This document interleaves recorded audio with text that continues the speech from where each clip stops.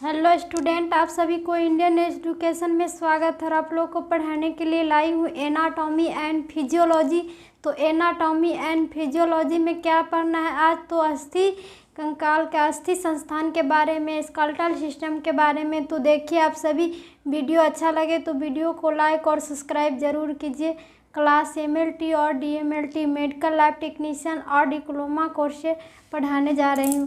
तो ये क्या है? चैप्टर 6 में अस्थि संस्थान या कंकाल तंत्र, अस्थि संस्थान या कंकाल तंत्र स्केलेटल सिस्टम के अंतर्गत आज क्या पढ़ना है? तो दीर्घ अस्थियां या लंबी अस्थियां, दीर्घ अस्थियां या लंबी अस्थियां, लॉन्ग बोन्स, बड़ा अस्थियां के बारे में पढ़ना है। तो ऐसी अस्थियां जो चौड़ाई, ऐसी अस्थियां क्या होती है कि चौड़ाई विड्थ की अपेक्षा लंबाई लेंथ में अधिक होती है। ऐसी अस्थियां क्या होती है कि चौड़ाई की अपेक्षा लंबाई में अधिक बड़ी होती है, तो दीर्घ अस्थियां कहलाती है। और क्या कहलाएगी?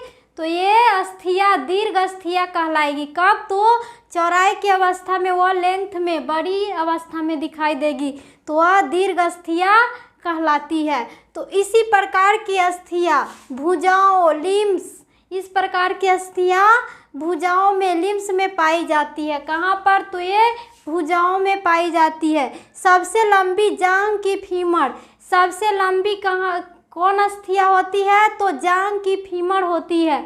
जो पैर के जो जांघ होते हैं ऊपरा भाग, वह होते हैं सबसे बड़ी, सबसे लंबी जांघ की फीमर। जो सबसे बड़ी क्या होगी? तो पैर की लंबी जांघ की अस्थियां ही होती है, वह क्या है? तो फ्यूमर।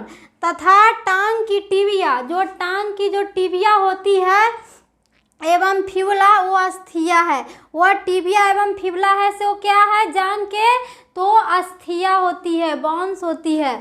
तो इनसे कुछ छोटी ऊपरी बाहू की, जो इनसे जो ऊपर बाह की होती है, जो छोटी ऊपरी बाह की ह्यूमरस अग्रबाहु, जो छोटी ऊपर की भाग होती है वह क्या है? तो ये अग्रबाहु को ही रेडियस एवं अल्ना अस्थिया कहते हैं। जो यहाँ पर जो ऊपर के भाग से नीचे जो आती है तो वह क्या कहलाएगी? हाथ को तो ऊपरा भाग को रेडिय कहेंगे और निचला भाग को अल्ना कहते हैं। तो यही है क्या? तो अग्रबाहु की ह्यूमरस रेडियो और अल्ना।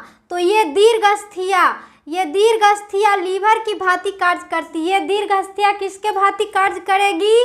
तो लीवर के भांति ही कार्य करती है। जो पेशियों के संकुचन से खींचती है, जो किसके संकुचन से खींचती है?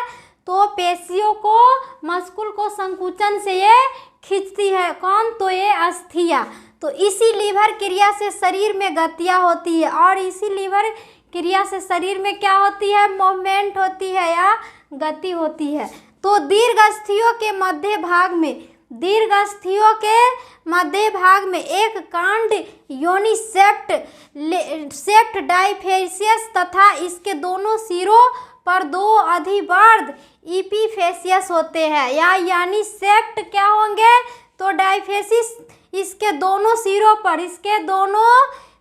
पर तो दो अधिवर्ध इपीफेसिस होती है। तो सेप्ट में सघन अस्थि, सेप्ट में कैसी होगी? सेप्ट आकार में, तो वह सघन अस्थि ऊतक का बना होता है। और किसका बना होगा? तो सघन ऊतक का ही बना होता है।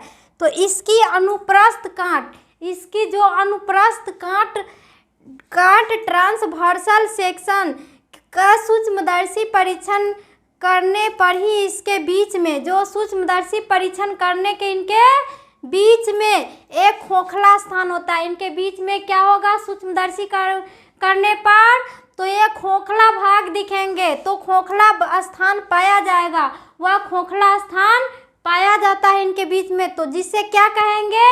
तो मजा गुहा या मेड्यूलरी कैविटी कहेंगे। जिससे खाली स्थान होगा, वहाँ पर बीच में जो खोखला होगा उससे क्या कहेंगे?